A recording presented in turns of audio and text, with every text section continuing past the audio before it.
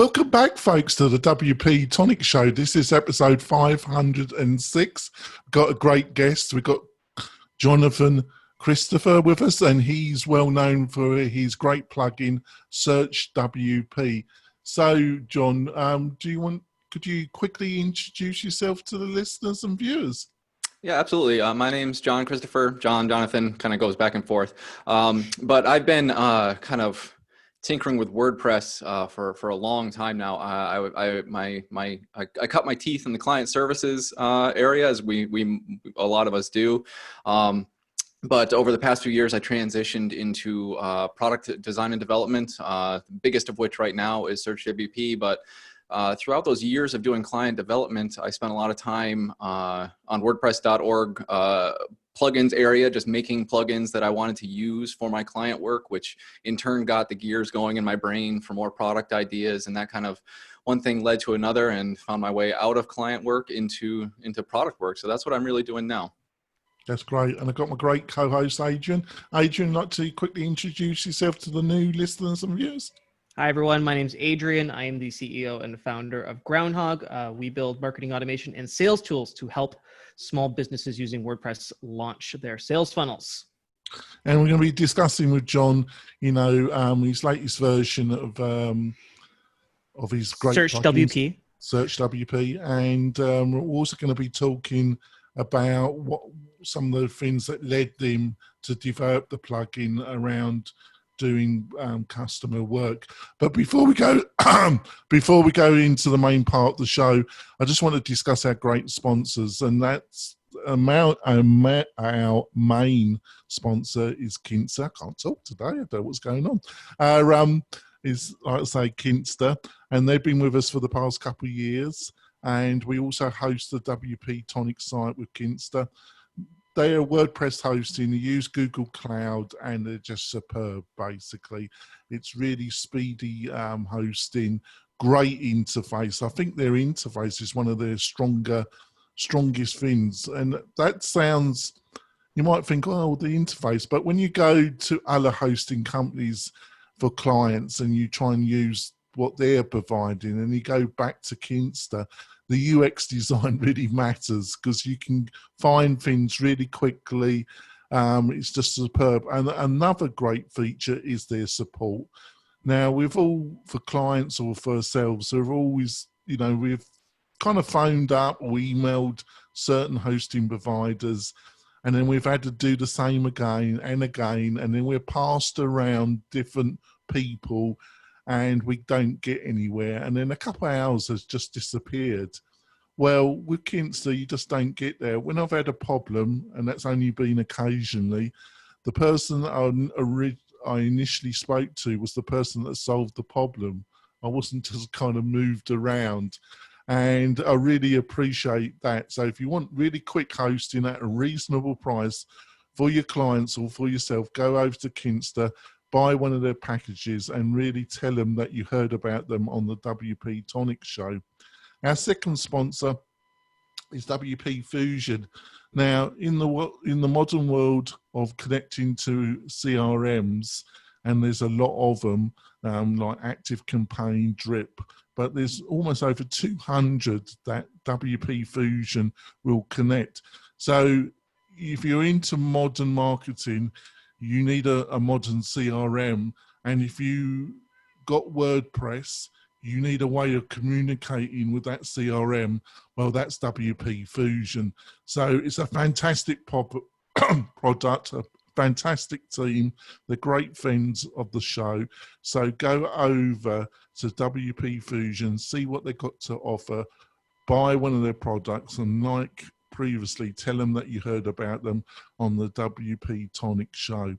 So, Jon, so you've got a new version of SearchWP coming up. So what's the highlights in this new version, Jon? Well, the take-home message about the latest version, which is 4, is that it was a complete rewrite. It was a complete rebuild. I built the initial version 7 years ago, and the origins of it came from the client work I was doing. And as we all know, the native search feature of WordPress is kind of lacking, and there's some solutions out there. But as we developers tend to do. We like to build things for ourselves and reinvent wheels and redo things. And that was the case here. I kind of wanted, I liked what was out there, but there were these little details that I thought would be really neat to build in. So I sought out to build the plugin, never having built a search engine before or anything like that. So it was kind of just like a trial by fire thing, but I wanted to see if I could do it.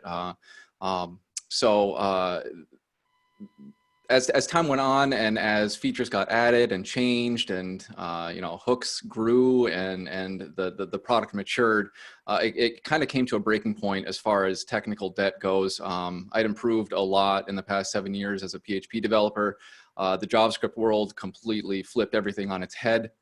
So I integrated that when and where I could, but it got to the point where the feature requests coming from clients were such that the existing architecture of the plugin just wouldn't let it work.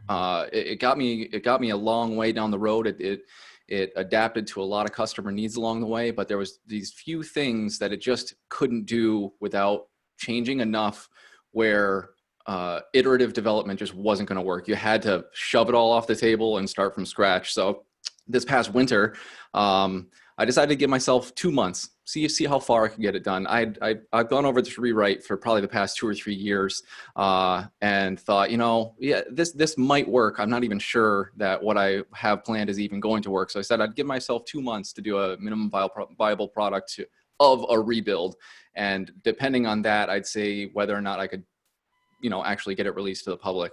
Long story short, the tests went really good. The initial development went really good. It was a lot of work, which a lot of people usually frown upon, but given my use case and me being very customer-driven development, I wanted to be able to kind of adapt to what the customers were asking for now. And I really do think that doing a rebuild at this point is going to set it forward for the next 7 years of its life. So I thought it was worth it this time. All right, that sounds amazing. Over to you, Adrian. Oh, you muted, Adrian. There we go. Every single time. So let's just talk about SearchWP for a little bit. What use cases? I mean, if you're running like a simple blog and the search bar is probably enough just to like search post content and the post title.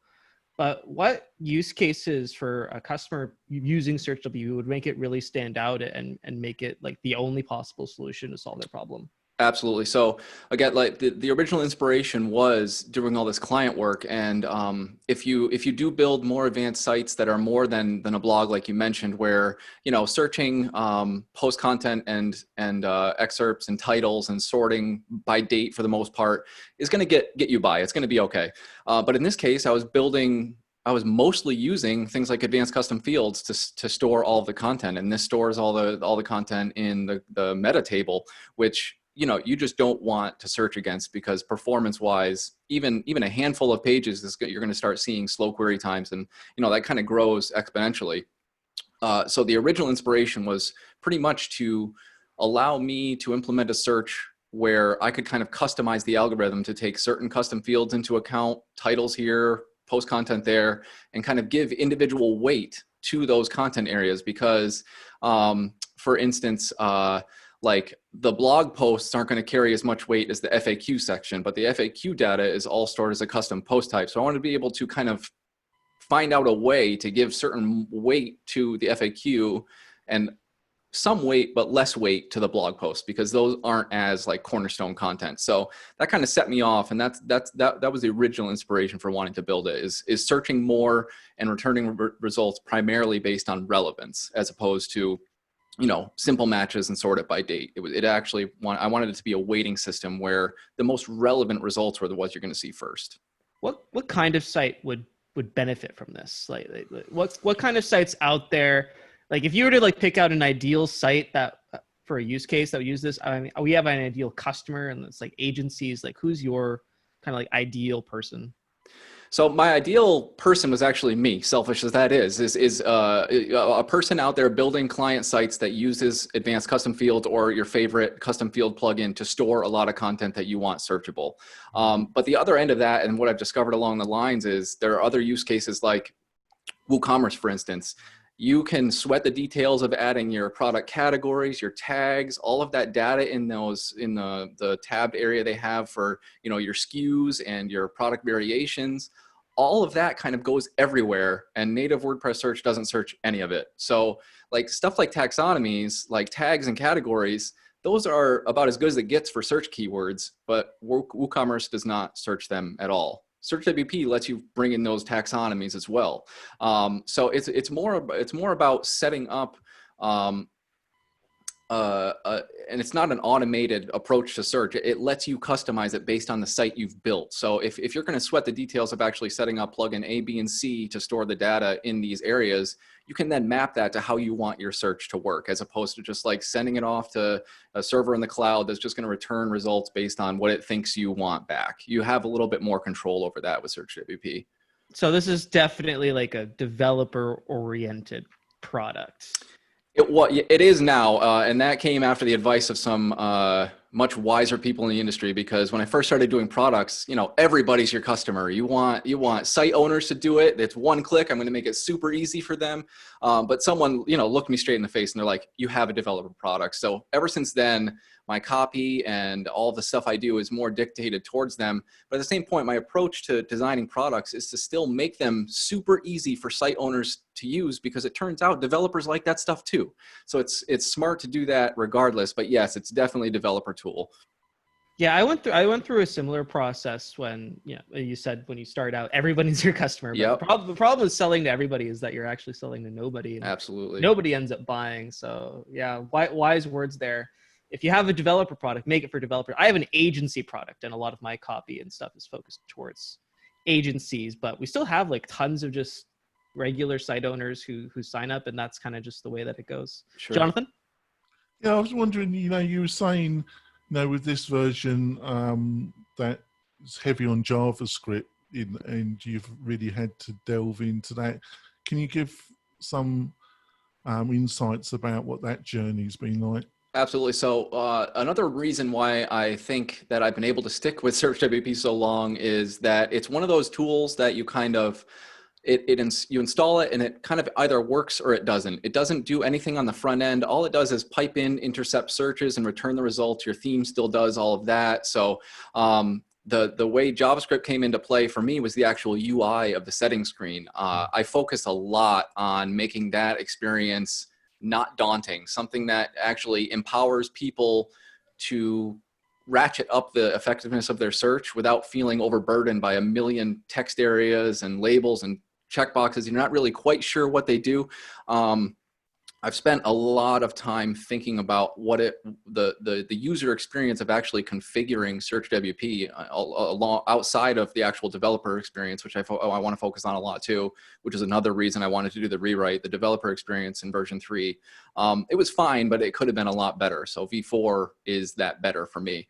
So yeah, all the JavaScript development I've been doing is just on the settings screen for engine configuration, which is, it's deceivingly complex because the goal is to make it as easy as possible for you to work with. Is it just you? As the developer, yeah. I have some help with support, which I'm so blessed. He's helped out in so many ways, and for people who are also in the same boat, I recommend getting help with support as soon as possible, because while it's really beneficial to speak with your customers directly for their pain points to adapt to that and make it better, having someone to kind of offload when those times get really stressful is super helpful. So yeah, I'm super thankful to have him helping me out. But yeah, it's just me and him doing support. I'm curious about your support relationship. So is this like a full-time employee or a contractor, or how is that relationship built? It's just an hourly based contractor. I put an ad up on Post Status, like, man, three years ago now. And, you know, I had one of those questions in to make sure you actually read the job listing. I had something in there about, you know, tell me how many stickers you have on your laptop or something like that. And he was one of the few that actually read it and answered it. And, you know, I chatted with him for a few minutes, and right away, he was so super helpful. He's just like, I think finding support people is a really challenging thing, because this is a very developer focused product, and he's just a fantastic developer who has really great people skills. And I think that is extremely rare. Absolutely. And thankfully he's on the other side of the world too. So now I have kind of almost 24 hours of coverage for support, which is really helpful. I can wake up and like, he's been doing stuff while I've been sleeping, which has been so awesome. And like, yeah, he's great to just like toss ideas to, because he's so knowledgeable about the customers and the problems that we're trying to solve, that he can just give me quick, honest feedback that I can get out of my own head and kind of bounce some ideas off of him. So yeah, it's been great. So you found this guy through post status? Yeah. Yep. That's pretty cool. We should, I wonder if the job listing is still there. We should link it in the show notes. I'd be curious to find out myself too. Yeah. I'll try and do that. We're going to go for a break. When we come back, we're going to be discussing another really interesting area that Jon brought up. You know, he said that he got into this with doing high-class customer work, but he found it was drying up, and we're going to delve in these experiences of that and how the industry in the past couple of years has changed. So we'll be back in a few moments, folks. We're coming back. We've had an interesting discussion with Jon Christopher. I've stumbled at the beginning, but I think I've warmed up now. I couldn't even talk at the beginning, could I? So, Jon, you know, in our pre-show discussion, we were talking about how you had a partner and you were doing high-class client websites, but you were finding that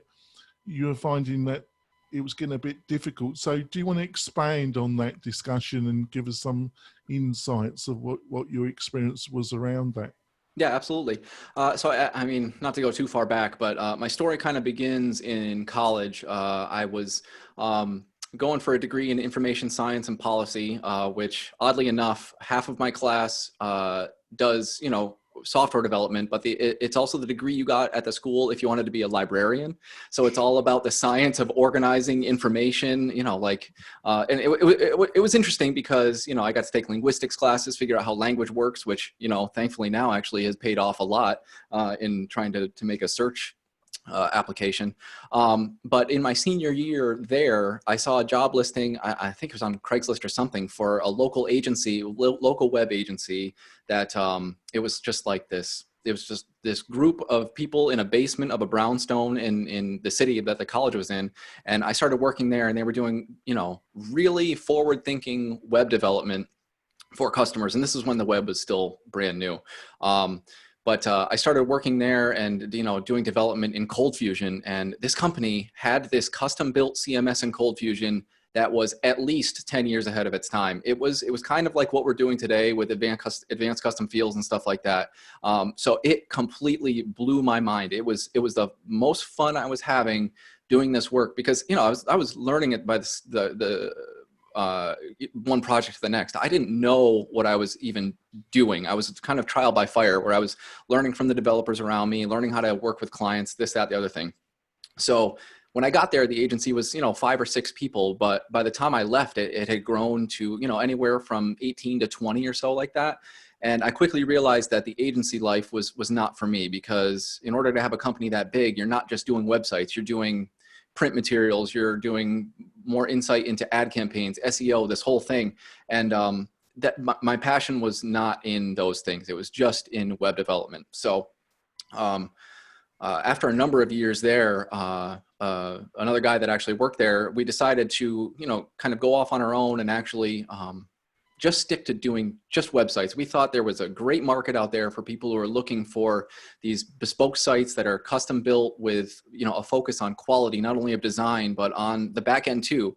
I spent a lot of time there getting into WordPress and learning how to make it behave like this Cold Fusion CMS that I was so used to and spoiled by. And that's when, you know, ACF just started coming out, and we were building all these sites. And so we were having a load of fun doing that. But when we set off to start this company, it was called Iron to Iron. It was the whole goal was just to be me and my partner. He did all the design, all of the initial, you know, information architecture, all of that. He's a fantastic artist in the traditional sense, but he's one of the best designers I've ever been able to work with, which has been so great. And so we just paired up really well. And our focus was doing sites for, you know, small to mid-size businesses. We ended up finding our niche to be kind of enterprise software companies based out of New York City, which is kind of really strange. But we were in upstate New York, and we got linked up with these software companies, and we would build these decently sized budgets projects, and all the while we would be if you don't mind me asking, what Sure. what was kind of the average budget, if you can remember? They were mid to 5 figures, up in the 6 figures. So for a company of 2, knocking out a few of those projects a year was, our goal was to pay our mortgage, pay our rent, and keep dinner on the table for our family. So we were right in that sweet spot where we wanted to be. It was working out terrifically for us. We had such fun working together. Our clients were great because it was just the 2 of us. We had FaceTime with these clients all the time. We would go do presentations, we'd have meetings, we'd do this, that, the other thing. And it was just a really open and communicative relationship amongst all of us. And it just we ended up kind of niching down and pitching ourselves as the web development team that you haven't been able to facilitate internally yet. So we would only work on one project at a time. And when we did that, if possible, we'd pop into the office, we would work there for a number of weeks on end. We would really get to know the business, the people there. And it was a very collaborative approach that we had, and it worked out really well. But over time, things started changing. The WordPress ecosystem absolutely exploded. And with that came all of these tools like, you can't, walk down a street almost without hearing the word Elementor anymore. And those tools have become so capable and so advanced. And, not to mention all the ancillary products like WooCommerce itself has doing a lot of stuff out of the box right now that used to need custom developers to do. And on the other end of that, we had agencies, big agencies with full teams of copywriters and, dedicated information architecture people who that's all they do. And they could bring this entire army to completely and optimally tackle a project at budgets that they couldn't do before because they've gotten so good at doing their jobs. So we're sitting in the middle here, and our space is just kind of crunching in and out and in and out. And we found ourselves just kind of experiencing that this middle market that we found ourselves in has just kind of been squeezed out. It was proving more and more difficult to find people who wanted, for lack of a better way to explain it, 2 guys to build their website, because that's what we were. And that was our strong suit for the whole time. And, we look back on our agency experience, we're like, we could hire 6, 7 people and, make these bigger agencies, but we didn't want to do that. We saw what it was like to manage teams like that, but we still liked doing the work so much that we didn't want to stop doing the work. We didn't want to manage people all the time and manage the projects. We still wanted to do the work. And if you're a manager, you don't get to do the work all that much. Do you think you could have been a little bit more creative in there? Not as a criticism, but do you think you could have brought in another partner that could have been the manager, could have been the front that dealt with that part of the work that you didn't really want to do? Well, we actually entertained that. We came really close to bringing someone on to be kind of a sales or marketing manager to handle all of the leads and kind of facilitate and curate and incubate new projects for us. But we found that to 3 guys. Right, exactly. We found that, us even abstracting ourselves away that much took away from like the vibe we had going. We really liked being there from initial email contact all the way to launch day. We loved that. So that abstraction was just something we weren't really into. We didn't think that we could provide the same level of service that we did. So we decided to just kind of look around and see what other options were, and decided, it makes the most sense to dissolve at this point. It was an awesome run while we had it going. But the times have changed, and we don't want to adapt in the way that the world has adapted. So go on, Nigel. I was just going to ask, obviously agency, like small outfits such as yourselves are still around. Like not all of them disappeared. Sure. I'm curious if you've noticed kind of what other small outfits, or maybe you have some theories on what small outfits should be doing to, kind of find their market. Since your middle market niche evaporated, is there just a different market that if you're like 2 guys building websites that you should be going after instead of wasting your time on the middle market that you're talking about? Yeah, that's a great question. I think what it comes down to is making the most use of the tools out there to kind of facilitate lowering budgets and decreasing turnaround time. So if you're a smaller shop, I think you can take on more smaller projects, turn them around quickly and effectively.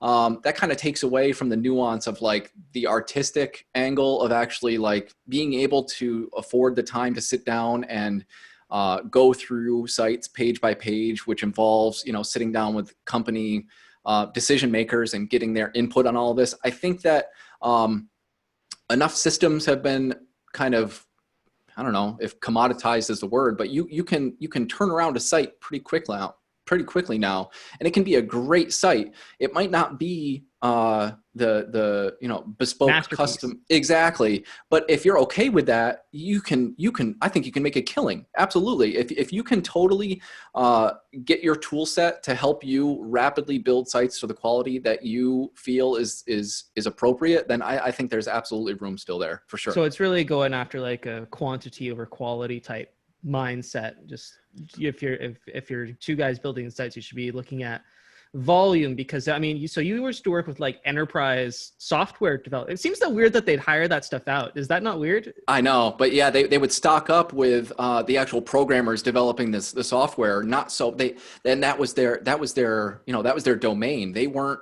out there shopping for a great web team, you know, because they're so focused on everything else. But yeah, we kind of fell backwards into that, which was great because we're far enough outside the city where we can get New York City budgets for us living upstate. So it was really cool. We got to go down there all the time and just chat with people, go around the city for a couple of days. It was awesome.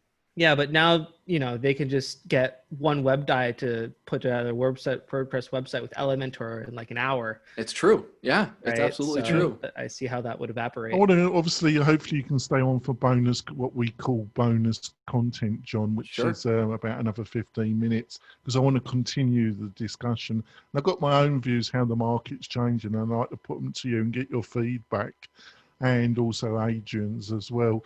So we're going to wrap up the podcast part of the show. I seem to have got my ability to talk has come back, listeners and viewers.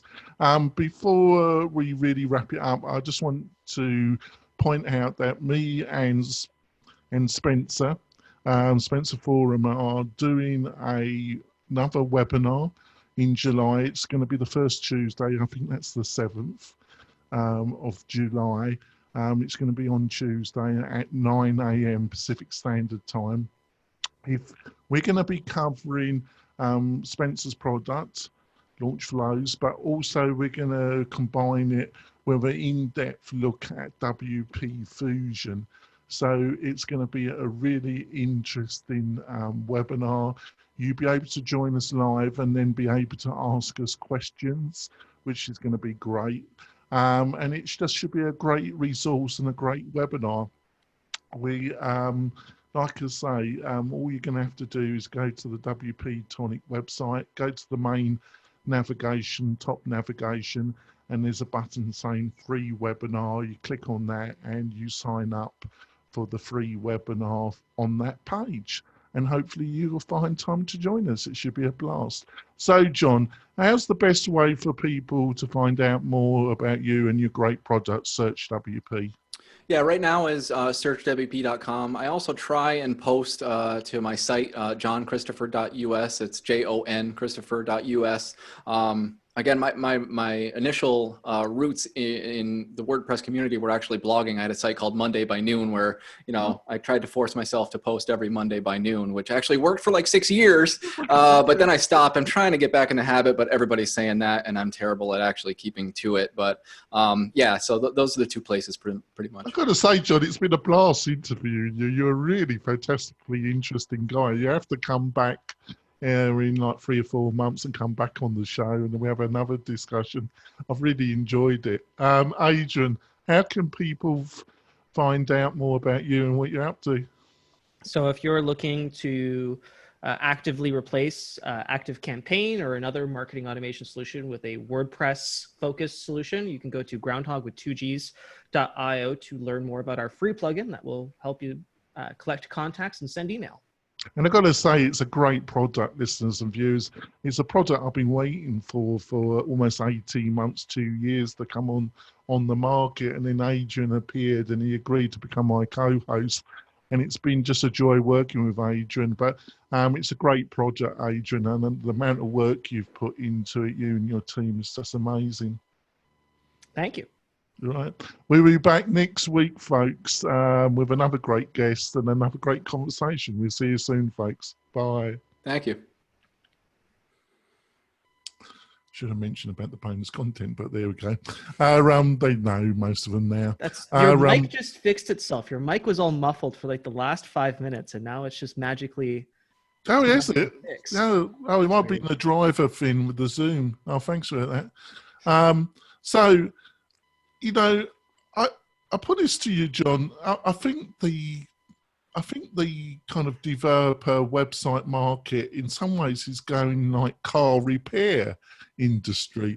You know, you got the high-end dealers, and you can, you know, and if you buy your BMW, when it goes out of warranty, you can still take it to the dealer. But then you've got a host of specialists, BMW and German car specialists, and then you've got your Toyotas, and you've got your people that want to work on their own car.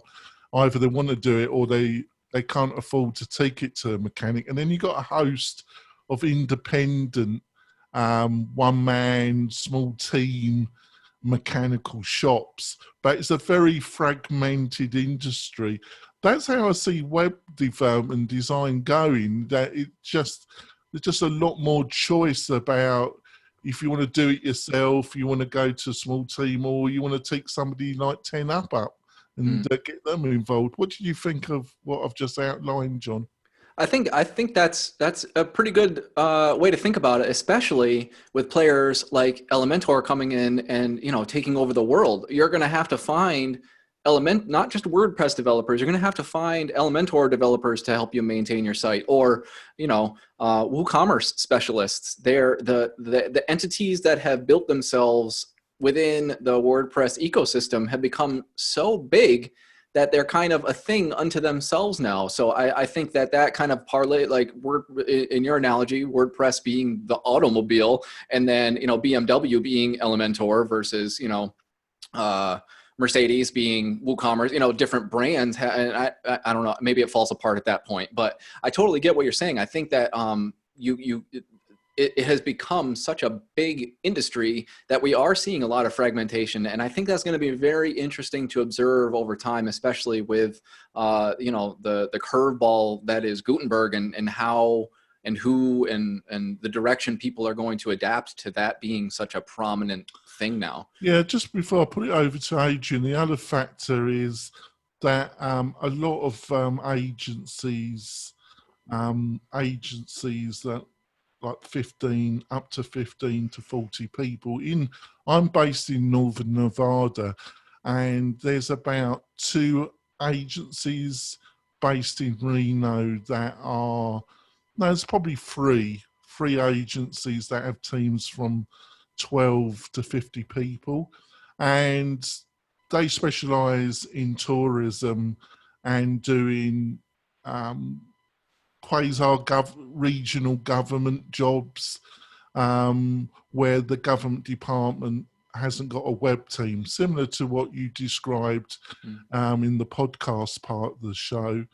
And basically they go to all the local business meetings, and they ingrain themselves in the business community, and that's how they get their work, because they build a lot of relationships, and then their size where these entities feel that they're not taking an enormous gamble if they were taking on a small team to do the job. And a lot of the jobs they do are between the 50 to 100,000 mark. Now, I know for a fact that some of these agencies used to get freelance developers, bring them in, because they were doing multiple sites at the time. But now, they've had to cut back the front end WordPress development because a lot of it they can do with page builders, basically. Yeah. So do you think that's been a factor, that a lot of those type of digital agencies, they just don't have to employ the amount of freelance kind of web front end designer kind of developer that could build a custom theme? They can do it with page builders, can't they? Yeah, I think that comes into play with what we were talking about earlier about if you're a small shop now, what your best kind of course of action is. And the people, I think it's important to consider the types of clients that are going to, request that type of work. I don't think they're too concerned over the minute details of what it actually looks like and whether it's the most effective design. They just need something up because someone else needs it by 8 p.m. that night. So the turnaround time really comes into play there too. And again, on top of these page builders, they're not just building the actual product that is the page builder. They have design teams that are coming up with all of these pre-built templates that get you 97% of the way there that your clients are going to be super happy with, and it's done within a matter of minutes. Stuff has turned into being so disposable to a degree that taking the extra time to make sure that everything is done to perfection has kind of almost gone in favor of getting version 1 out this week, version 2 out the next week, and just having this turnaround time be super quick because marketing efforts they're at breakneck speed now. Everything is automated. I think also another factor is there was a period of time just getting a website done would get an outcome for you, because the technical difficulty of getting the website done at a certain standard would be a gateway preventer to the competition. So just getting, but now that's changed because it's so much easier to get a reasonably good looking website. But I think the problem, the pain has moved to a different area where you can get a website up, but getting a business result from that web presence is a totally different cup of tea. Do you think I'm right about that statement? Yeah, absolutely. I mean, I think that's kind of summed up in things like experimenting with A/B testing or the effectiveness of pop-ups. Like those are not the best design experiences. It's all a matter of looking at the stats and seeing what converts the most. So being adaptable kind of plays into how fast you can change things, and these page builders coming into effect there as well, is because if something's not working, you can try something else, and if it worked better, you can quickly switch back, things like that. Kind of playing that angle really just does speak to the utility of these tools that are coming out and empowering people who aren't needing to write the code to do it anymore. The tools are actually facilitating the work. I think you, Adrian. There's also in terms of your market, your niche market in the agency evaporating. I think there's 2 other kind of theories that I have on it. Number one is that these days, or when you were in the agency and I used to be in the agency business, technology was moving at a brisk walking pace at the fastest. So by the time you started a project and by the time you finished a project, technology hadn't moved forward that much. And you could use that website with the same features and manage current consumer expectations relatively for a year, maybe 2.5 years. And then you'd have to okay, so we need to update with new technology and provide our customers with new features for the website to better find stuff and yada, yada, yada. But your website could handle that amount of time, a year to 2.5 years. But now technology is freaking rocket ship. It's just changing every single day, by the hour.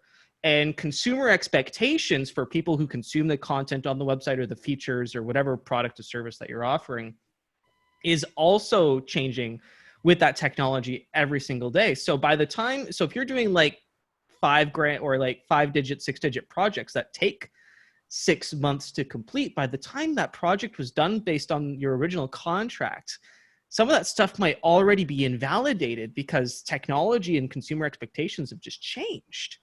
What do you think about that? I think that is becoming more and more true as the days go on, especially with, again, with the competition is really fierce in these tools. And like we were talking about earlier, a lot is results oriented and results dictated. So like you're saying, if you set out and design, you know, pages A, B, and C with the understanding of their future customers' goals being X, Y, and Z, those things could change by the time you actually get the thing live and in the air to actually test and see whether it's right. So that kind of plays into, you're not going to take another 6-month timeout if you were off by a little bit. You need to fix things right away. So that comes into play with being able to make adaptations and changes in a much more quick way than, you know, having to get back to the whiteboard and kind of stencil stuff out to begin with again. You need to adapt a little bit faster than that. So yeah,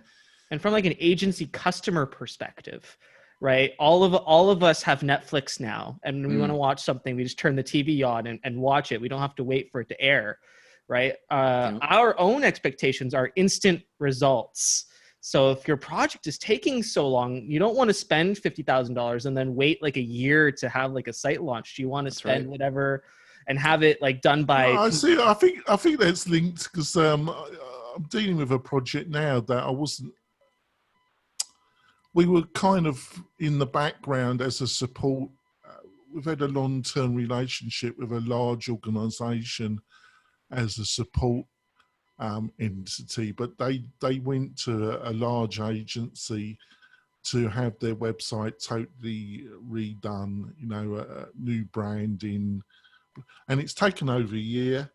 But a lot of that is just the internal back and forth of the discussion between the agency and the different players in the organization, if you understand, Adrian, the kind of internal politics and the endless kind of committee meetings. Stuff has always changed. A lot of that stuff just comes from, well, we want this because this consumer expectation has changed. So I feel like the projects take long, the larger projects take longer because the expectations are constantly changing based on the demands of their consumers. And also, you know, how many times have, like, as a developer, and John, you'll understand this, is you've just built like this incredible new feature and you're so proud of it, and then like ReactJS comes out next week and you're like, what the hell, guys? You know, there's now this brand new technology that makes my stuff look like it's archaic, and then you have to go and adopt that new technology, and it's just like that constant trying to catch up with the tide and deliver on the expectations of your current customers. So to get on to that, you know, you said about this JavaScript. Was it React that you were dealing with? No, I go against the grain, actually. It's probably not in my best interest, but when I was still doing the agency, we did a few single-page apps in Vue. And once I was exposed to Vue, just the contrast, and, you know, I'm not here to start any wars, but I just prefer the Vue approach and actually working with it. So I've stuck with what I know. Again, you know, with the obvious direction being React, it would probably be in my best interest to have done it in React, but it would have taken me longer, and I would have made a lot of the initial build mistakes that you make when you first try with a new technology. And at the end of the day, it's just JavaScript running in the browser, and I'm not really integrating with anything that would have saved me significant time and or effort by using even the official or the core WordPress assets that are in React now. So yeah, I'm in camp Vue, to be honest. Well, what are the basic things you like about Vue? So Vue was my first foray into kind of the modern approach to JavaScript. So I know it's got kind of the same, I don't know if we'll call them mannerisms that Angular had, in that I think what it comes down to is I'm not fully on board or loving working with JSX, and I like the way that Vue kind of has their single file components. That was my initial, like, oh, I totally get this. This is this thing on the page. Here's the markup. Here's the script. Here's the style. It all works how I want it to. The Vue the Vue specific syntax things all made sense to me. Once I took the Laracast course on it, they have a fantastic Vue 2. I forget how many parts it is, but during my agency life, I sat through and watched that as I was putting together an estimate for a customer to do an SPA for them. And I was like, oh, I could do this. That was further complicated by the fact that there was no way, and I can't remember the details of why, but there's no way to integrate a React app into their workflow, which was I can't even remember what it was at this point, but Vue being a little bit more, drop this script tag and this div in here and it's just going to work for you, played into the effectiveness of going with Vue for that project. And my eyes were kind of opened at that point to it. What's your experience with this, Adrian?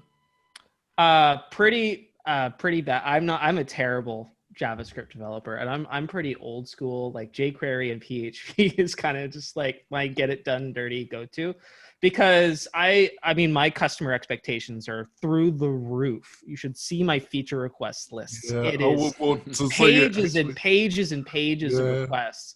And I don't honestly like I learned PHP unprofessionally, just like through YouTube videos and whatever free courses were available. And I made the decision, you know what, we're just going to do it, as you said, just use what you know.